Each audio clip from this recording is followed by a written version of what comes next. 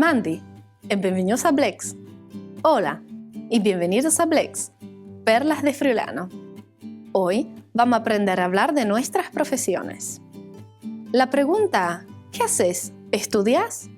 En friulano se dice, ¿Che fazis tu? ¿Studis tu? Che fazis tu? ¿Studis tu? Che fazis tu? ¿Studis tu? La expresión estudio informática en friulano se dice o fas informatiche o fas informatiche o fas informatiche. La expresión trabajo en correos en friulano se dice o lavori in pueste o lavori in pueste o lavori in pueste. Muy bien, ahora vamos a repetir juntos. Che fazis tu? Studis tu?